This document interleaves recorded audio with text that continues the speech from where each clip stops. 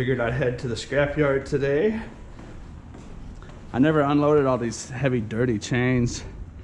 They're just kind of a finger pinching, dirty, filthy mess. And so I just left them like that. I had this one strategically like that so it wouldn't make my bike fall over sometimes. So put that back in there. I don't think they're gonna be as heavy as I originally thought. If you watch my video, I first found that stuff. The biggest ones were on top, and I felt the weight of the box they were in. And there was a bunch of, well, not a bunch, but a few forklift wheels in there, and some ball bearings and stuff. So that's the problem with YouTube videos, is you say something and then you realize it's not right. If you don't correct it in that video, it just kind of stands forever. So might be dealing with 100 pounds though, maybe. We'll go find out. And then I'm gonna take in some wire and some other stuff. One thing I think is interesting is my last dumpster dive video was called The $1 Trillion Industry. And I was looking at it on YouTube to see where it fit with other videos. And it's surrounded by a bunch of space exploration videos. Talking about how we have to explore space to find more resources. I just thought that's kind of ironic. I made a video about putting $1 trillion a year worth of value into our dumpsters, and it's grouped in with messages about how we need to start to explore space to find resources. Aha!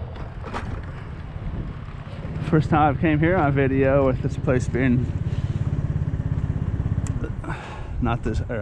being this slow. No one's here. It's good. Gonna get this. That means I'm just gonna be able to see that. Look at that. Wants to take the whole bike with it. Where I was parked earlier was slanted kind of that way. Now I'm slanted kind of this way, so I gotta be careful with that kind of stuff. I have all those lightweight boxes full of plastic down here, so if you do something like this, you always want to have the heavy stuff on the bottom. I got it flip-flopped, but anyways, be careful with that. So that's good. So I'm technically just taking this straight out of the dumpster into the tote, and then I'm gonna put it into a bin. So eliminate a few steps there. I know if you're dealing with lots of scrap, if you can eliminate unloading and loading stuff, helps a lot. They don't like cameras in here, so $6.65. The metal, the chains weighed 90 pounds. They wouldn't buy these forklift wheels. They said forklift wheels are a real bad substance. The mills don't want them, so that's that, I guess.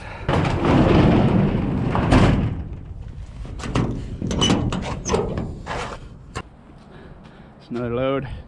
I actually have some loads I need to get rid of, and I'm probably gonna end up going to a scrapyard down the road. I got some stuff to do down there. I can stop by the curb, retail store.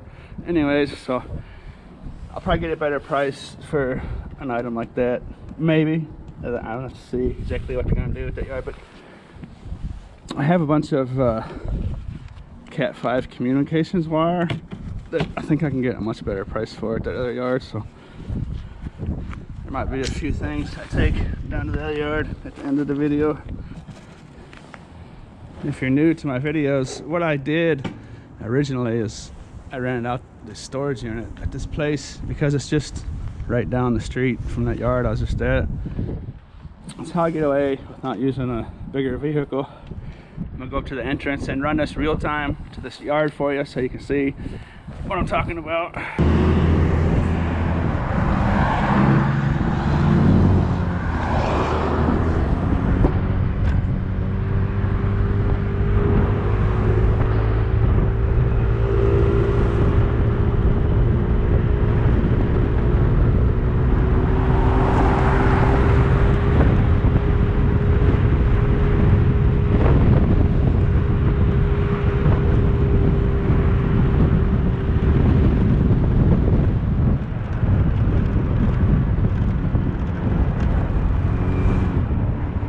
I don't usually get hung up at this red light, but so you know, like if I took say 10 trips to the scrapyard one day from my storage unit there, you know, you're talking maybe 20 minutes travel time.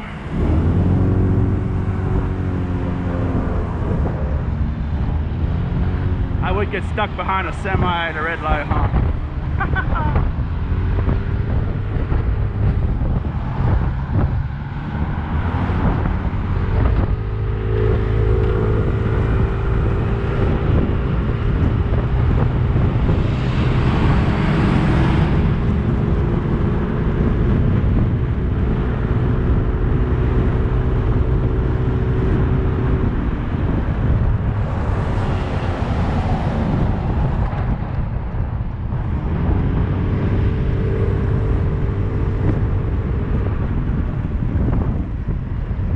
You could look at the clock on the video and see how long that took.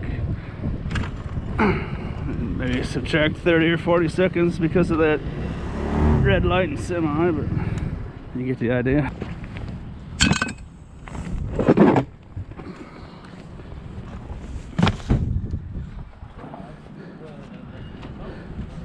So what I'm doing is just dropping that off and go right back to the storage unit for another one. A little load here, some aluminum. I like taking microwaves to this scrapyard because their scrapyard I'm going to go to here in a little bit makes you take out the magnetron that's inside. So that's the process. I think you got the idea.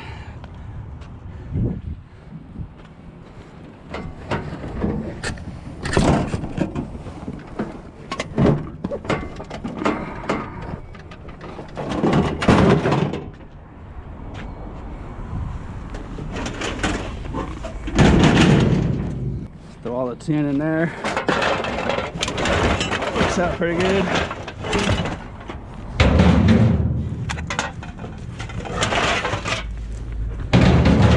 Alright, so they came and took my tin that was in that yellow bin, and they're gonna give me 7 cents a pound aluminum breakage for that. I got some more of those. I'm gonna take those to the other yard because I can get, well, I don't know, I might not be able to do any better on those. But anyways, I got some aluminum here, some stainless steel mixed in there, and some more aluminum, a little bit of number 2 wire down there. So he just dumped my tin in that big trailer there. He's gonna come back and get this pallet. I'm gonna head down to the other yard now.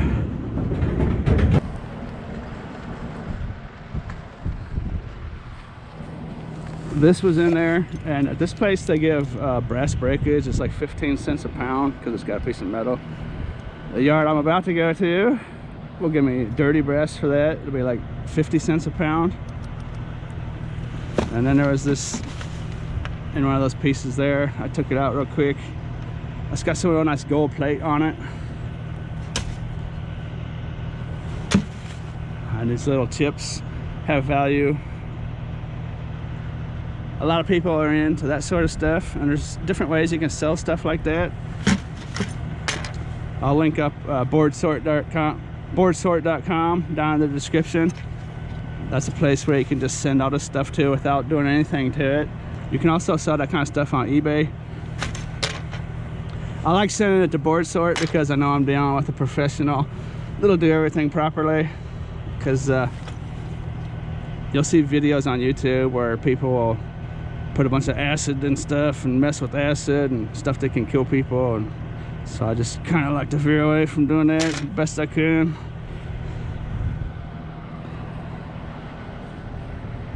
Send it to a place like Boardsort. You might not make as much money because you got to pay for shipping, but like I said, you know, dealing with a professional outfit is always not a bad thing.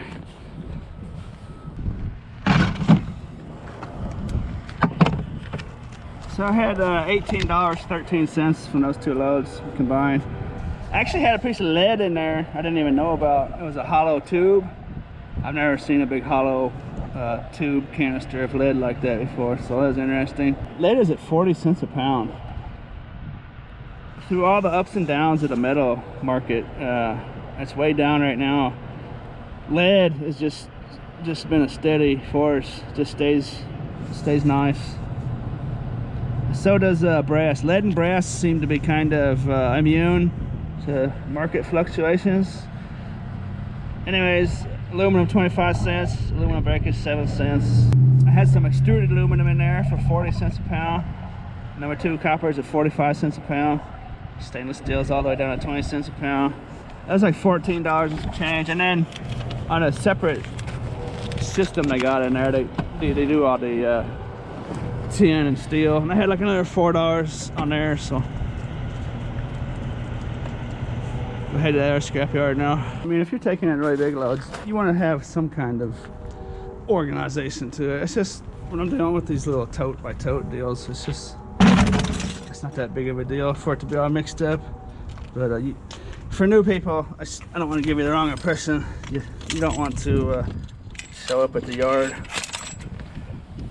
with a bunch of mixed up stuff, because they'll just liable to give you a tin shred for the whole thing, no matter what you got. So when you go to the yard, you definitely want to be able to at least have it like in the back of your truck, separated a little bit, so you can just wham, wham, wham, wham each category, you know. But like the yard I'm going to now, all I have to do is just take off these big pieces of plastic and this piece of metal here. It's on the brass, and they'll just give me clean brass for that whole thing right there. Whereas other yards might be so picky about brass that you not only need to take off all that plastic you see, but there'll be like little screws in there and stuff you have to take out, and you have to take it all apart. So not only am I going to get more money for dirty brass at this yard, these yards are also much more lenient on calling clean brass. So some yards, like the yards just at, would give me 15 cents a pound for that because it's dirty brass. They call it brass breakage. Where another yard I could take that, I would get dirty brass for like 50 cents. And then this yard, I could take it too. I'm just going to get the full clean brass price. I'm not sure what that is. It's probably like $1.30 right now, $1.40 maybe. But that's just how different yards are. And I've seen some questions lately about how to find a yard and blah blah blah. Just basically just have to go to every yard in your area and see what they do and how they want it. And it's just kind of a learning process. And the only way you can know for sure, because yards are so different, is just go to your yards. Because no matter what I say, your yard could be different. So, but anyways, I'm saving time here by taking it to the yard that corresponds with what I'm doing. You know what I mean? It's just another save timer, time saver, whatever I'm trying to say. What I've done here is I've separated all this number 2 copper wire, insulated copper wire, and taking all the plugs off. I saw a comment the other day, a guy saying that he goes to a yard where he lives, he gets 75 cents a pound for this stuff, and you can leave those plugs on there. You don't even have to take the time to cut them off. I think he said the only plugs you have to cut off are like the big ones that have the little transformers in there and the big bulky stuff. But I think where I live, actually, my prices are on the low side of normal. Compared to other places, it might be very low, because I'll probably get 45 or 50 cents a pound for this. So that would be 2/3 of 75 cents what that person gets. This piece, that's gonna be number 1. This is a piece of fiber optics. It's totally worthless. There's no metal in it whatsoever. That was just in that pile. And then this here, this aluminum conduit, lots of times it'll have number 1 wire in there. So that'll be right at about $1 a pound or so. For me, where I live, it's probably a lot higher in other places. It's also got number 1 in there. So I'm having a little batch of number 1. I'm gonna get that out here in a minute. This is all the Cat5 wire.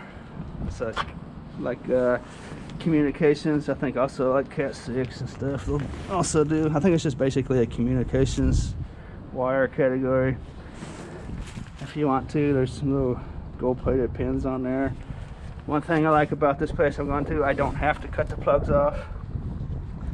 Those little pins can be sold separately to a place like Board Sort for more money, but they hardly weigh anything, and it's time consuming. And I do it sometimes. I have a pile of them, but right now I just don't feel like doing it, you know. So that's all gonna be one nice little category. Another category, brassy category. I'm gonna have about a pound of aluminum maybe, and maybe a pound or two of this number 1 wire. Alright, I took that out. One thing you gotta watch out for is sometimes that will actually be a tin metal. That one's tin. I had to check it with the magnet. You can see a slightly different color to it, but definitely want to check it with the magnet. This one's gonna be a nice piece of, that's about a pound. That'll do. And a good rule of thumb for number 1 insulated wire, if you want to know what it is if it's about the size of a number 2 pencil lead. See, it's just a solid piece of copper. So if it's about the size of a number 2 pencil lead, it should qualify for number 1 insulated. Generally, number 1 insulated wire will be solid stuff, but if you have wire, it's basically a content deal. I took the end. These ends are actually copper, so I technically don't have to chop them off. But see the high content in there. The whole thing is just a big chunk of braided copper. So copper wire can be braided and still go for number 1, but it's got to be something like that, you know. Everything you see there is just a big mass of braided wire. For me, the way I do it, it's basically impossible for me to not have scraps mixed up with each other the way I do it, because I just have the 1 container. I could strap a second one on if I wanted. Maybe have a box down there or something, but unless I have just all 1 category, my stuff's going to be mixed up anyways. So what I've done here is I just have all my number 2 down there, and I'm going to put this brass down here like this. So it's going to be mixed up, but it's not really mixed up. It just kind of looks mixed up. When I get to the scrapyard, I'll just grab some of their buckets and just grab this, put it in a bucket, grab the brass, put it in a bucket, grab that and put it in a bucket. Then I don't know, that's probably not going to weigh, but let's see what they're going to do with that. I got some garbage out of the deal.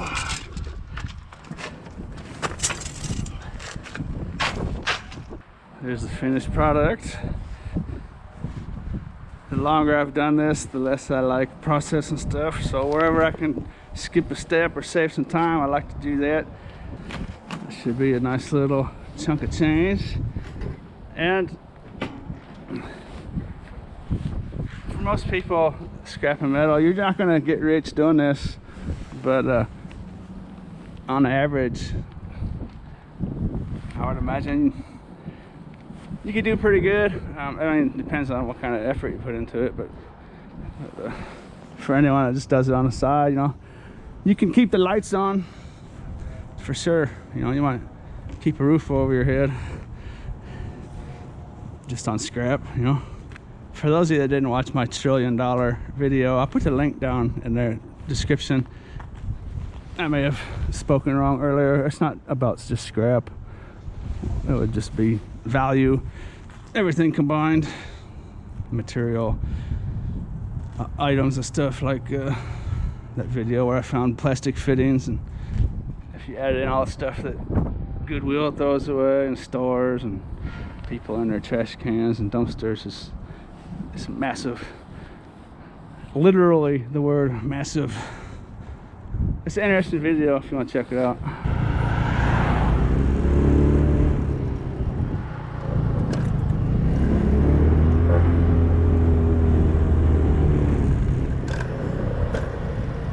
I got the furnace on today.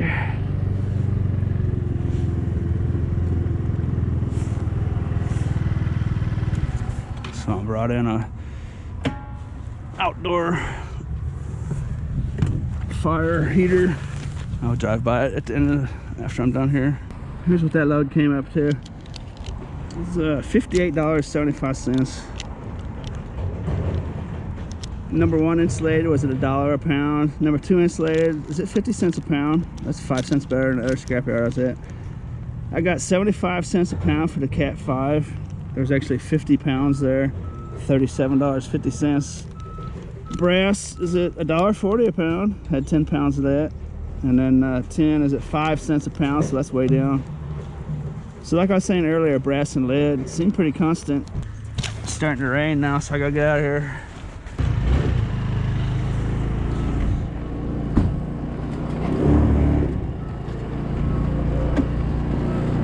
Almost drove off. They actually made me take that plastic off of there. I mean, it was no big deal. It didn't take very long. Just had to take a pair of pliers to it and get it off there, but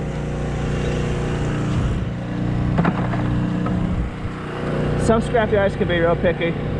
Like there was still some plastic up inside the faucet and some metal screws in there they didn't care about. Just talk to your scrapyard, see exactly what they want to do.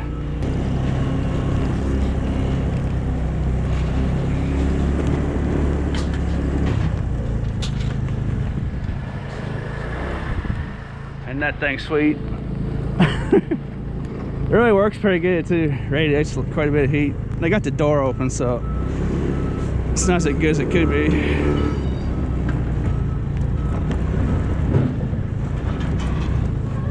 Stay out of their way.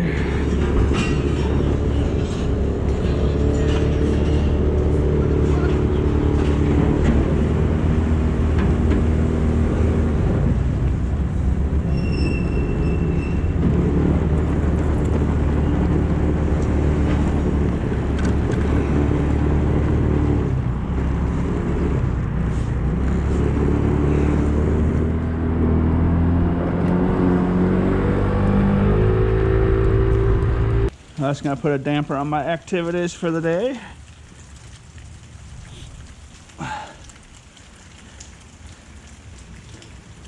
One thing I was thinking though about that $1 trillion video I made is that I don't know for sure the process. Like when that garbage goes to the landfill, there's gonna be some waste management companies, I'm sure, that have a sorting floor and they'll sort out like paper products and stuff. And I don't know, I'm no professional in that area for sure. And there's other places where some of that garbage will end up on big ships and they'll ship it across the ocean to other countries and stuff. So I guess I should have pointed that out in that last video that I have the link in the description for, the $1 trillion video. That's just what I estimate that we throw into the garbage. I'm sure there's other businesses and industries that actually do make some money off some of that stuff. I should point that out. I have never looked into it. You can probably Google it, I suppose. Anyways, I hope you enjoyed this video. Hope you enjoyed scrapping with me. And as always, thanks for watching.